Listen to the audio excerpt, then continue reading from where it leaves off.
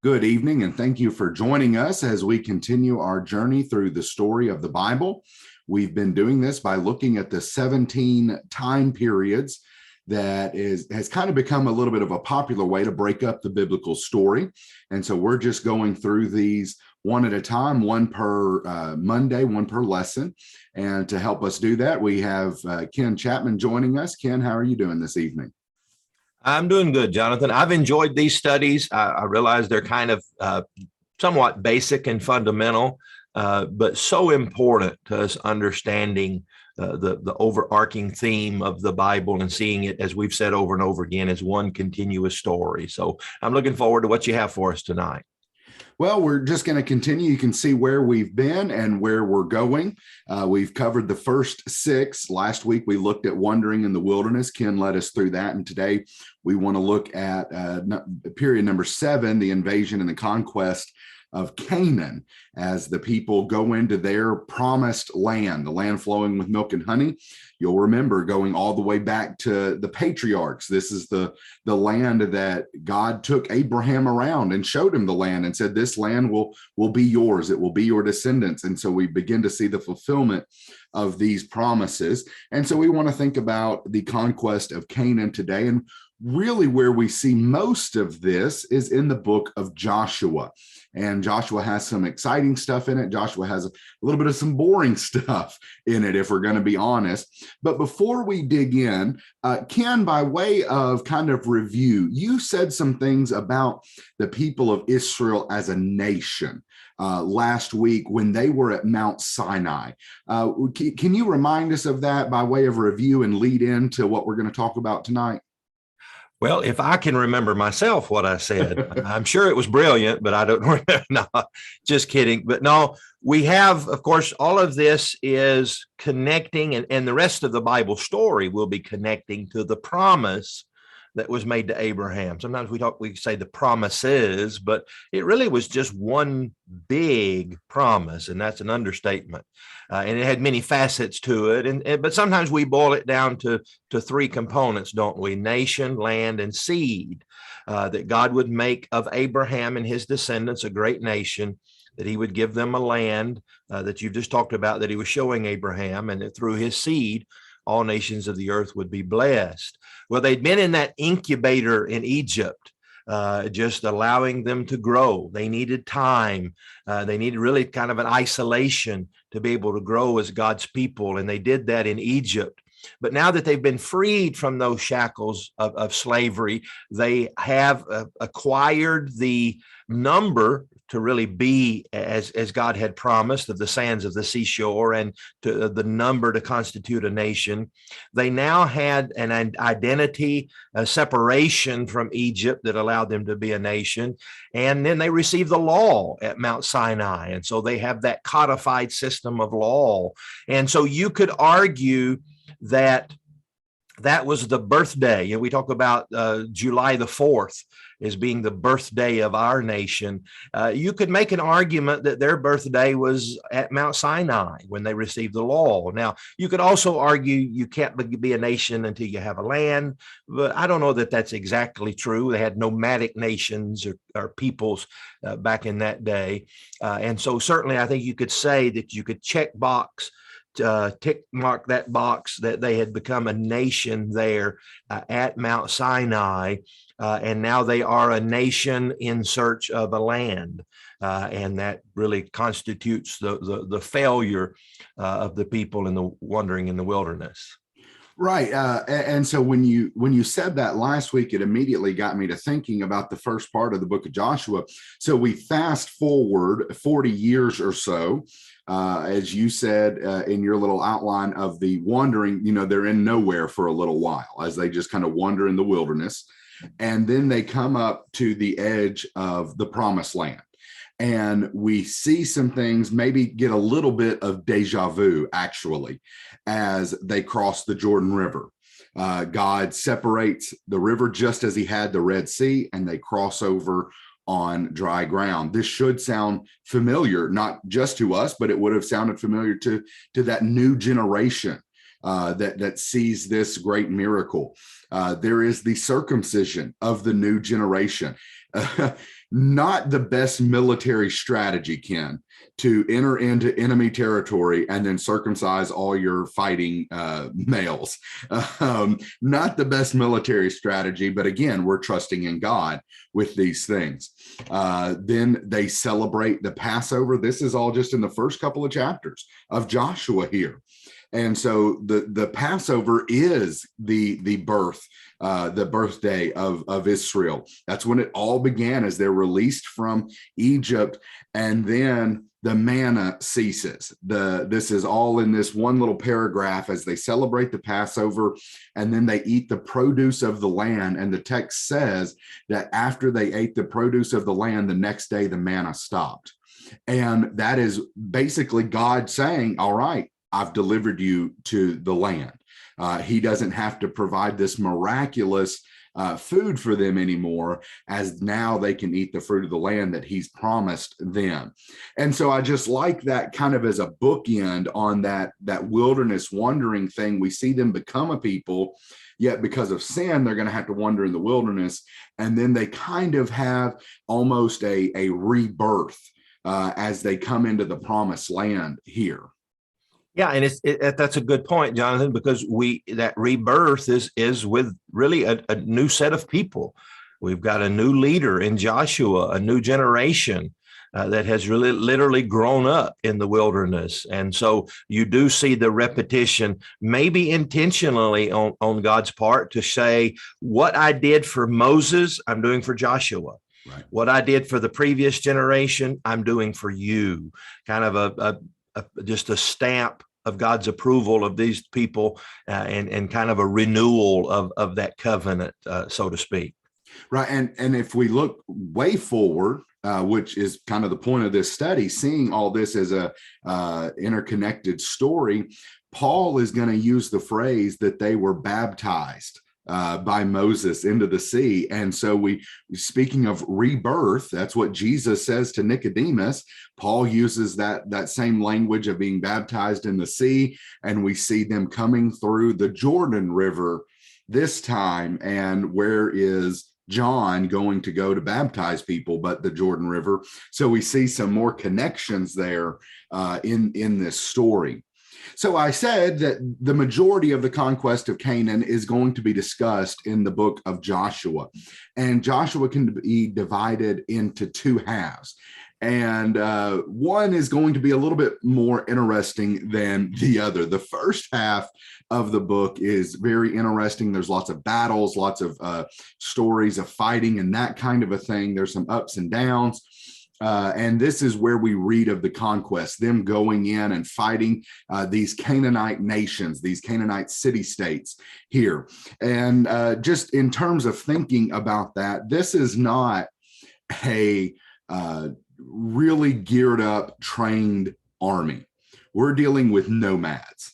They haven't had a great deal of experience in fighting, and yet Moses told the people before they crossed the Red Sea, just calm down.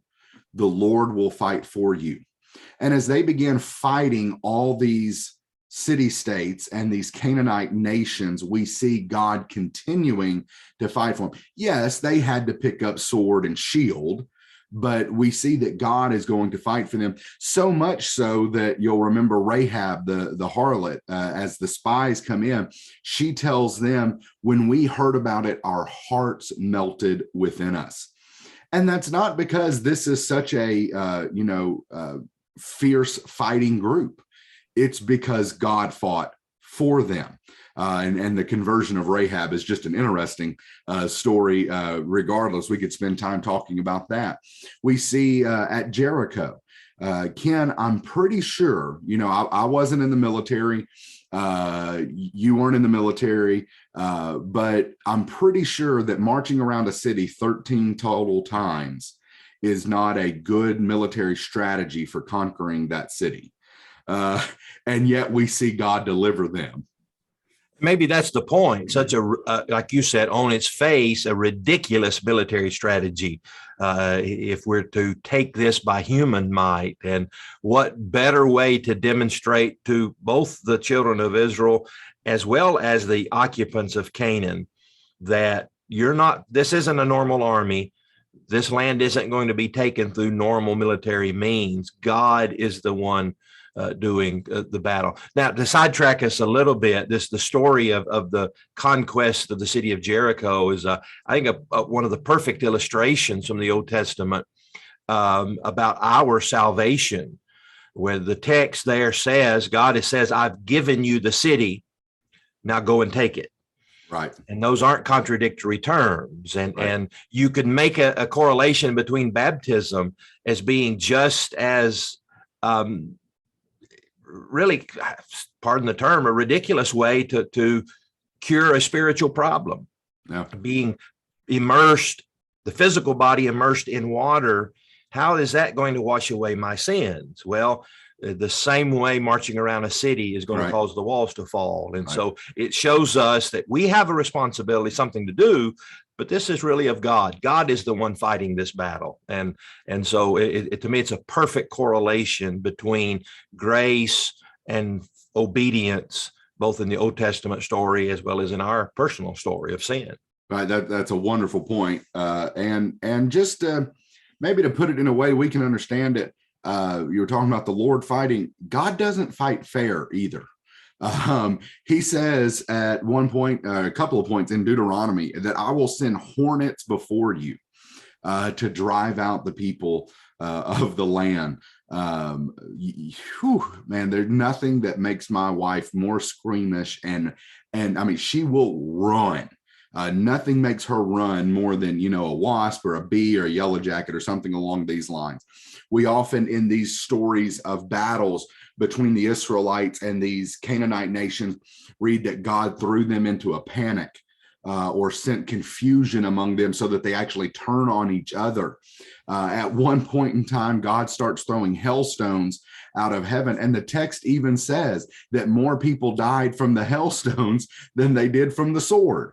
I think that's about the same battle where Joshua prays that the sun stands still. So that because they're winning, so maybe the sun can stand still so we can fight longer and go ahead and achieve this victory. And God is the one that's doing all this. And as you just said, Ken, God gives them the victory. Now they still have to pick up, sword and shield and go take it. But it's God who is delivering this to them. It's not because of their supreme fighting ability. It's not because of their overwhelming numbers. It's because God fights for them. So that's kind of Joshua 1 through 14. We can go into a lot more of that. There's a lot of battles. There's some strategy. You can look at some maps and that kind of thing. We'll forego that this time.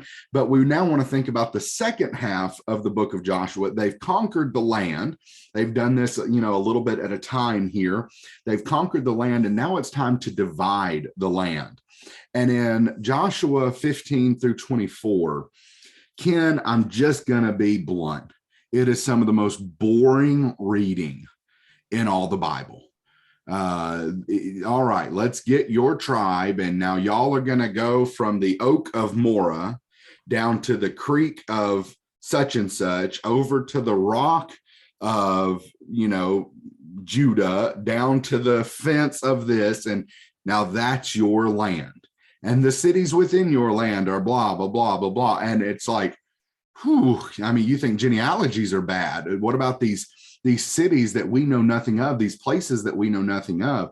And I understand that can be some boring reading. I get that.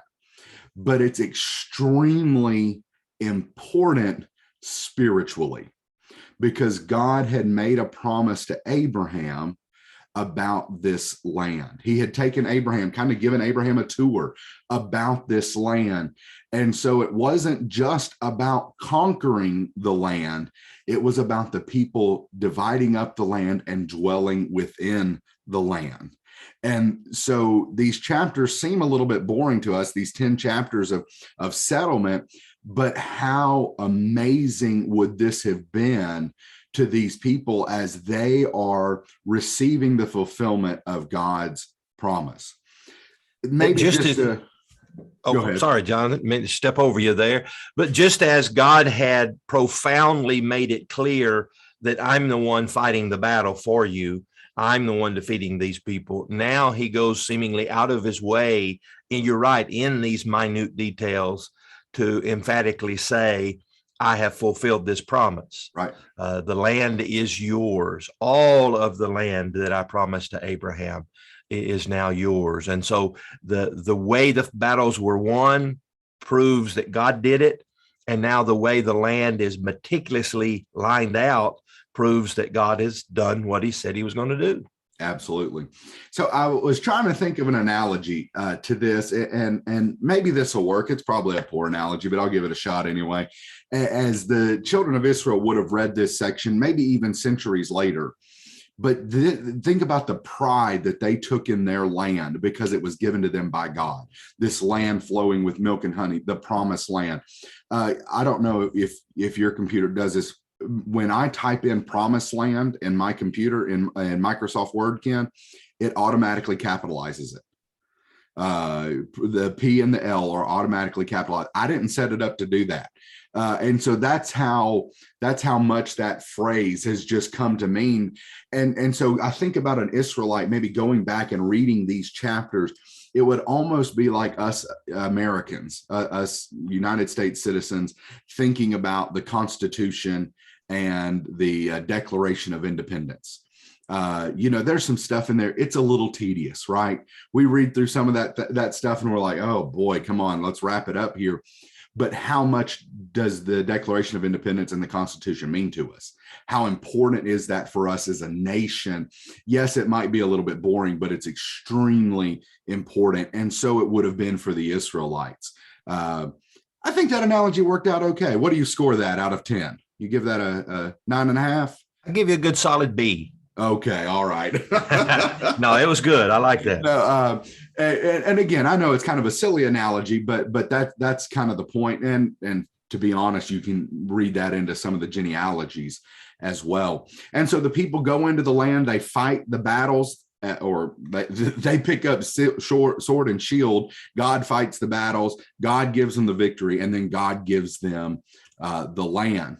And so now we have two of those promises, or two parts of that one promise, now fulfilled. We have this nation that kind of became a nation at Sinai, and we see this nation move into the promised land where they received the land promise. And now we're really going to be pushing towards that third promise of a seed, the seed of Abraham. And there's going to be a lot of ups and downs between now and the time that seed arrives. But that's where the story is going to be headed from this point out. That's all I have for the Conquest of Canaan. Ken, you got any thoughts or summary statements here? Well, just the fact is what we're going to see fall out in our next lesson. Remember that God had done the big task for them, but he had left them with the job of kind of mopping up what was left, to finish driving out what we might call these little pockets of idolatry and resistance from them. And you would think, after having seen the great demonstration of God's grace and power, having received this wonderful promise, that they would be more than willing to do that God had asked of them, but they failed. And that's going to explain much of the problem they're going to have generationally from now on, is the failure to do what God did, to make a complete cut and clean. And again, there's maybe a spiritual lesson for us that when our conversion from sin, from sinner to saint, is instantaneous, but then God wants us to perform our own conversion when we become less like the world and more like God. And when we fail to do that, we're going to fail to conquer our own Christianity. And so we're going to see that task and the failure of them to complete that task, explaining this next sinful section that we're going to talk about next Monday night. Yeah, that's a great summary and transition right there, because that's where the book of Judges opens up. I told you to get rid of these people and you didn't do it. So hope that you'll join us next Monday, 6:30, same time, as Ken leads us through a discussion of somewhat of that book and that period of the judges. So I hope you have a wonderful week and hope to see you next Monday night.